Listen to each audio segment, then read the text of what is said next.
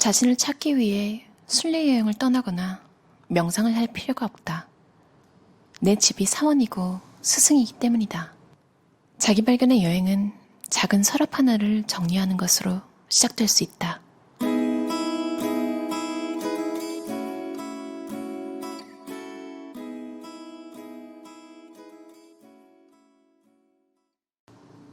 처음으로 집안을 정리할 때 오싹하게도 내가 은밀하고 잘 드러나지 않는 타입의 잡동사니 중독자임을 알았다.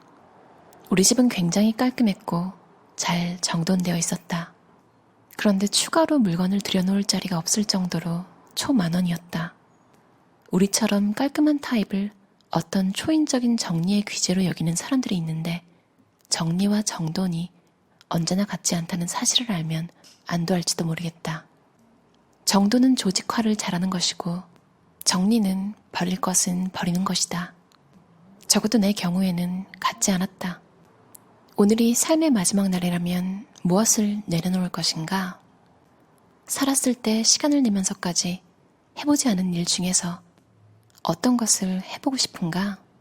누구를 부를 것인가? 아니면 누구에게 말할 것인가? 복잡한 버킷리스트여야 할 필요는 없다. 기분이 좋아진다에 초점을 맞춰 선택하면 된다. 정말 좋아하는 차 마시기, 파자마를 입고 좋아하는 방송을 보면서 하루를 보내기처럼 간단해도 괜찮다. 가십거리 같은 것을 자주 말한다면 하루에 하나씩 줄여라. 나쁜 뉴스를 읽는 횟수도 하나씩 줄여라. 그 대신 바람직한 행동을 하나씩 늘려라. 이런 과정에서 중요한 것은 일관성이다. 제자리에 갖다 놓기. 가장 최근에 의식적으로 물건을 정해진 곳에 둔 기억이 있는가? 그렇다. 제자리에 두는 건 말이다. 물건을 내던지거나 밟고 다니는 것과는 정반대다. 냉장고에 음식을 넣을 때 나중에 제대로 찾을 수 있도록 한다. 옷을 갤 때 구겨지지 않도록 접는 부분 등에 신경을 좀 더 쓴다. 신발은 짝끼리 맞춰 가지런히 놓는다.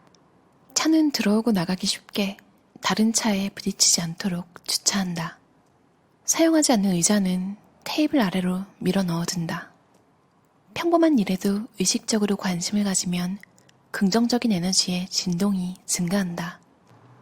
10대 소녀였을 때 3살에서 5살짜리 아이들을 위한 몬테소리 학교의 교사 보조로 일한 적이 있었다. 당시 그 교실 내의 조화와 평화로움은 매우 인상적이었다. 몬테소리 교육법을 시작한 마리아 몬테소리의 제자리에 두기 아이디어는 대근육과 소근육 운동을 발달시키는 주요 교수 도구로서 여전히 활용되고 있다. 어린아이들은 자신의 공간과 서로를 존중하는 법을 배운다. 모든 몬테소리 교실에는 아이들이 물건을 사용하고 다시 담을 수 있도록 수납 공간과 그릇이 있다. 물건은 큰 블록, 중간 블록 등 기능과 크기에 따라 그룹으로 나눠져 있다. 아이들은 원하는 장난감이나 도구를 마음껏 갖고 놀다가 다음 장난감이나 게임을 하려면 갖고 놀던 것을 제자리에 갖다 둬야 한다. 만약 모든 것에 자리가 정해져 있다면, 그리고 화장한 후에 화장품을 제자리에 두는 것처럼 일관성 있게 물건 치우는 행위를 배웠다면 자신의 삶이 어떤 모습이 되어 있을지 상상해보자. 모든 것의 자리를 찾아라. 몬테소리 학교 아이들이 하듯이 즉시 치우지 않아도 제자리를 알아놓는다.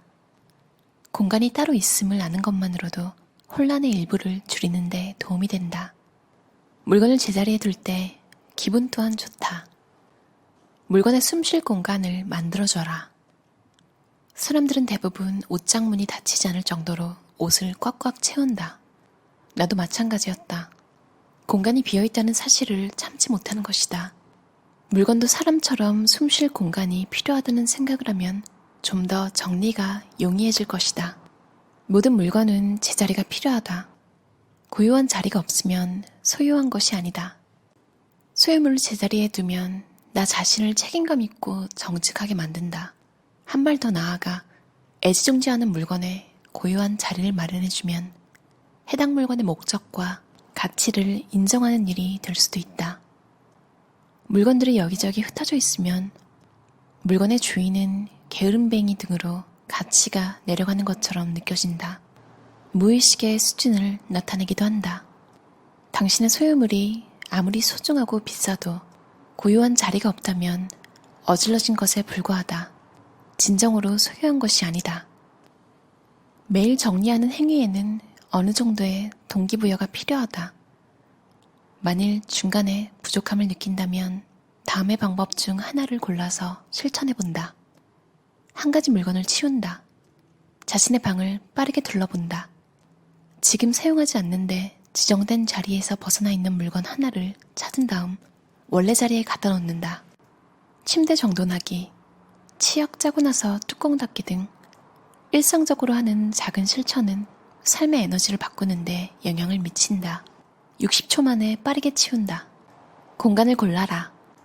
집, 사무실에 있는 한 공간을 고른다. 하루 일과를 끝낼 무렵에 60초 동안 모든 것을 치운다. 제자리에 넣어라. 집이라면 신문은 재활용 통이나 읽을 것을 모아놓는 바구니에 넣는다. 더러운 접시는 싱크대에, 장난감은 장난감 통에 놓는 식이다. 즐겨라. 빨리 하고 재미있게 하면 좋다. 가족, 친구들이 거들게 하면서 60초 내에 얼마나 치울 수 있는지 경쟁하면 효과적이다. 마친 다음 하나씩 세고 그날의 승리자를 알려주기도 한다. 타이머를 설정하라. 처음에 할 때 시간이 오래 걸린다는 생각이 들면 시간을 재어본다. 60초 내에 할 수 있는가? 주목하라. 다음날 아침에 일어났을 때 어떤 느낌이 드는가? 정말 그것을 매우 좋아하는가? 진심으로 그것을 필요로 하는가? 그것에 고유한 자리가 있는가? 그것이 내 기운을 북돋워 주는가? 그것이 내 마음을 즐겁게 하는가? 그것이 나의 이익에 도움이 되고 힘이 되어주는가? 삶의 에너지를 이동시키고 새로운 시작점을 만들고 마음 챙김을 촉진하고 자신과 집 그리고 세계에 더 깊은 애정을 불어넣는 일에는 많은 무언가가 요구되지 않는다. 머릿속이 깜깜해서 아무것도 할 수 없고 문제의 답을 찾을 수 없다면, 바닥이 온통 어질러져 있다면 그냥 빗자루를 들어라가 가장 좋은 충고다. 바닥을 쓴 간단한 행위가 힘을 주고 마음을 진정시킬 뿐만 아니라 치유하는 효과까지 가져다 줄 수도 있다. 매트리스는 6개월에 한 번씩 빗자루로 세게 친 다음 뒤집는다. 침구는 흔들어 먼지를 털고 통풍을 시켜라. 소파, 의자, 베개는 손으로 치면서 털어라. 특히 오랫동안 머무르는 방의 창틀, 침구, 소파 등은 자주 청소한다. 천장, 창틀, 커튼 등에 있는 거미줄을 걷어낸다. 추후 다시 볼 일이 없는 이메일은 다 지운다. 이렇게 하면 정말 기분이 좋아지고 읽을 때 기를 잃지 않는다. 1분 1초를 다투는 메일은 바로 답한다. 물건의 자리를 마련해주면 해당 물건의 목적을 인정하고 가치를 존중한다는 의미가 생긴다. 매일 한 가지 일을 해결하는 행위는 에너지를 이동시키고 삶의 시작점을 만들어주면서 기분 좋은 느낌이 들게 한다. 이것은으로 문장 재구성하기.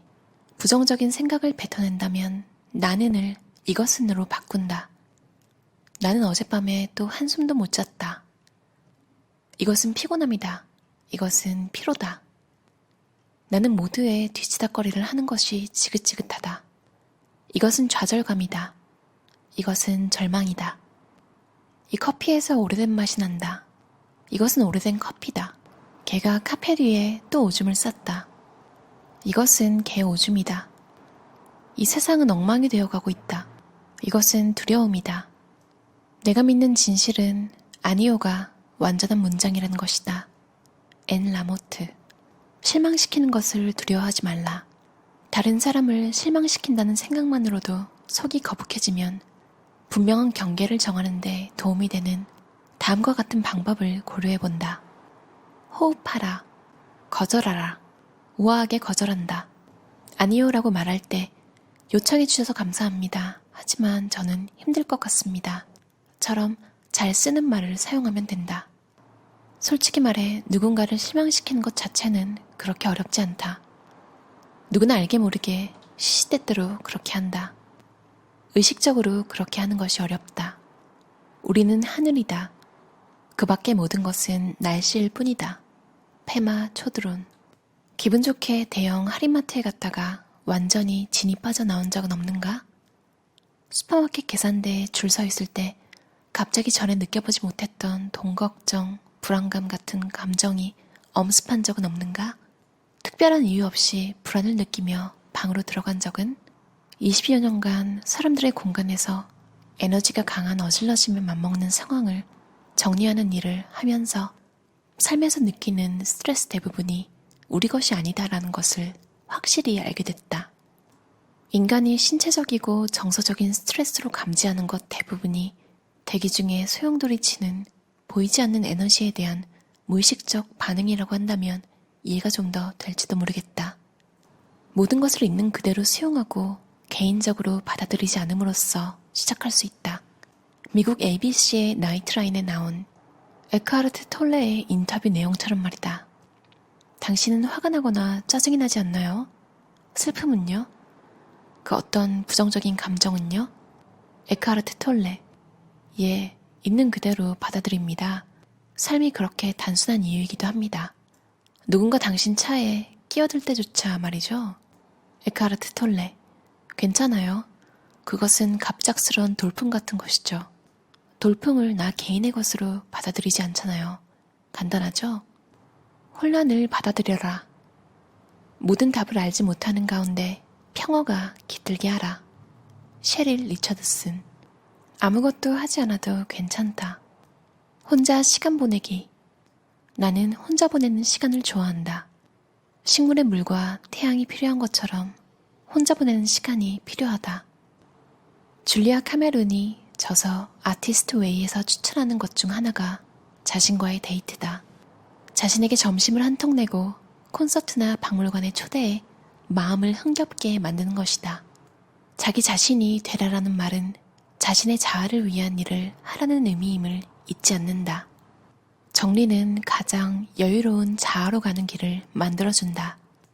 정리에 대해 말하는 것, 듣는 것, 관찰하는 것도 정리다. 정리 여행은 끝이 없다. 점점 나아지고 흥미로워지며 더 재미있을 것이다. 자유와 지속적인 변화의 핵심은 양이 아니라 일관성임을 잊지 말라. 간단하게 하라. 천천히 가되 계속 가라. 한계를 인정하고 부드럽게 한다. 그리고 옳다고 느껴지는 것만 하라. 결과에 대한 집착을 내려놓아라. 언제나 감사함을 잊지 말라. 걱정이 아닌 경이로움을 자신의 삶으로 초대한다. 자신을 너무 심각하게 받아들이지 않는다. 감정에 이름 붙이기. 그러니까 지금 느끼는 감정에 정확한 제목을 붙이는, 이름을 붙이는 방법은 명상책에서 많이 나오는 이야기잖아요. 인간관계에서 말을 좀 못해도 상대방이 이해를 해주면 좋겠지만 대부분은 말을 제대로 못하면 상대방이 오해를 하게 마련이죠. 그리고 어떤 실험에서 아주 감정적으로 예민하고 섬세한 사람도 앞사람이 느끼는 걸 놓치는 경우도 많다고 해요. 그러니까 사실 가만히 앉아서 누군가 내가 느끼는 감정을 알아주기 바라는 건 욕심이라는 거죠. 작가 김영하 씨가 한 TV 프로그램에 나와서 가르치는 학생들에게 금지시킨 말이 짜증난다 였대요. 이유는 짜증난다는 말이 너무 광범위한 거예요. 그래서 너무 쉽게 표현할 수 있는. 하지만 그만큼 또 오해를 불러일으킬 수 있잖아요. 그러니까 김영하 씨가 예를 든 거에는 엄마가 내 생일에 미역국 끓여주는 걸 잊어버렸다. 이건 짜증나는 게 아니라 더 구체적으로 말하면 서운한 거. 그리고 두 번째 예시는 백화점 화장실에서 볼일을 보는데 휴지가 없다.